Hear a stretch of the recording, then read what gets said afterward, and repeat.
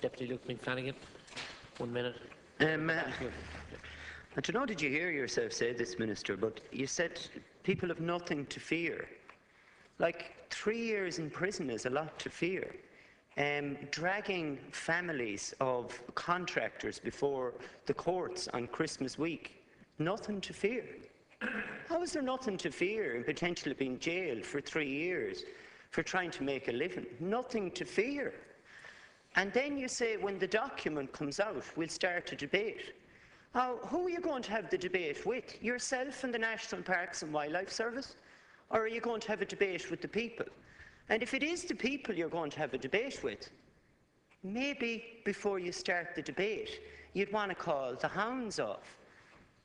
You can't bring people to court on Christmas week and threaten them with being in prison for 3 years afterwards. You get less time for rape in this country in some cases. So there's nothing to fear, is there? Well, there's nothing to fear if you were in your position and you have money to put oil in your tank. Nothing to fear at all. But there's plenty to fear, because now we're going from 53 to 128 to, as Deputy Naughton says, now they're all going to be up for grabs. And when the TCCA said this originally, we were put down as exaggerating. Well, guess what? We've been proven right. Again, getting bored. Yeah, just again, Deputy Flanagan, the National Peatland Strategy is something that has been discussed now by the Peatlands Council for a number of years, and unfortunately the TCCA decided to withdraw from the Peatlands Council after they signing up to an agreement that they would not cut any more turf on the SACs, and that was a signed agreement back in June. That was back in June 2011, and then they withdrew, and that was unfortunate because they should have been in there discussing whether it was the SACs, the NHAs, or having a strategy for the future. And I just want to assure people out there that as regards the overall National Peatland Strategy, that there is nothing to fear about this. The law is very clear here. European law transposed into Irish law states quite clearly, and this was put in place long before I was in this job, that we have 53 SACs that we as a country promised Europe that we would protect and allow no damage to.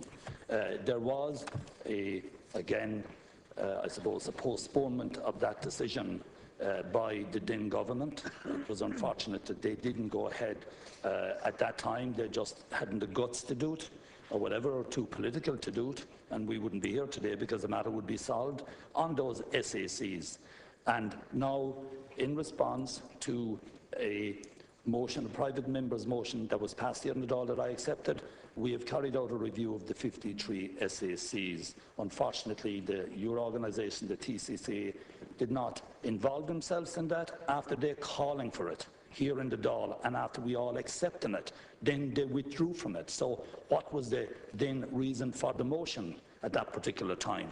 When it's very clear. Listen, you don't want any settlement to this.